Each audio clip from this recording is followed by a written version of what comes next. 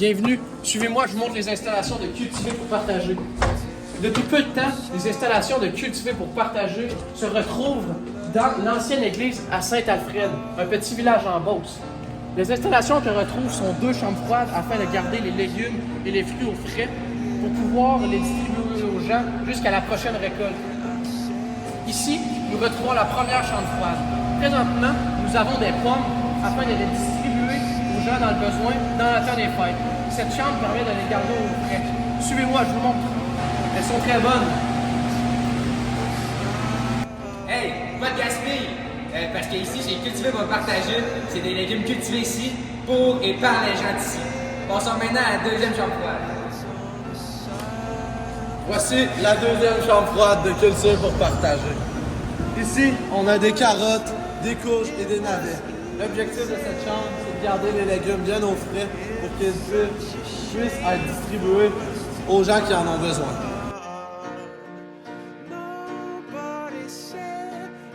Cette année, des légumes de catégorie B, on va en donner pour 150 000 livres ou 70 000 kilos.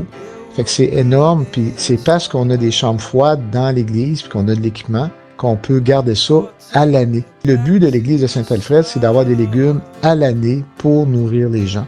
Fait que c'est un projet d'une très, très grande importance pour la région. Nicole Poulain, une enseignante à la Polyvalente Saint-François, mais qui est aussi très impliquée dans l'organisme, organise un partenariat avec la PSF afin d'amener les élèves faire du bénévolat pour Cultiver pour partager. Écoutons maintenant pourquoi c'est important pour les élèves cette sortie, selon elle.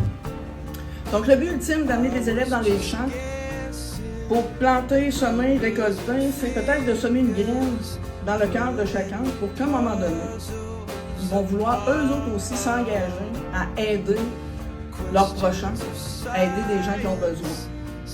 De par leur qualité, leur force, leur capacité de ce qu'ils sont capables de créer, parce que c'est tellement des beaux projets où on se sent élevé vers le haut, c'est le fun de participer à ça.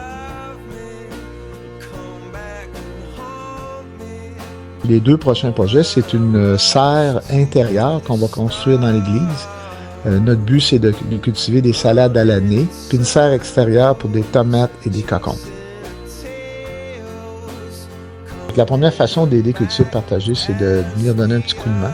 Puis nous, c'est du bénévolat ponctuel. Quelqu'un peut venir une demi-journée dans l'année, puis on est content. Fait que ça, c'est vraiment la première façon.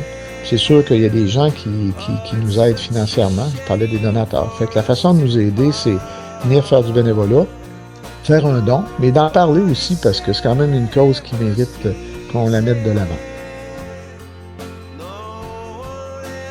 Cultiver pour partager, dans le fond, a comme objectif cette année de nous donner 225 000 livres de légumes. Il faut savoir que par rapport à tout ce qu'on récupère dans le territoire, dans le fond, de surplus, bien, ça correspond à 10 de notre approvisionnement. Fait que c'est vraiment important en termes d'impact sur le nôtre. Merci à Cultivé pour partager d'aider les gens qui vivent de l'insécurité alimentaire.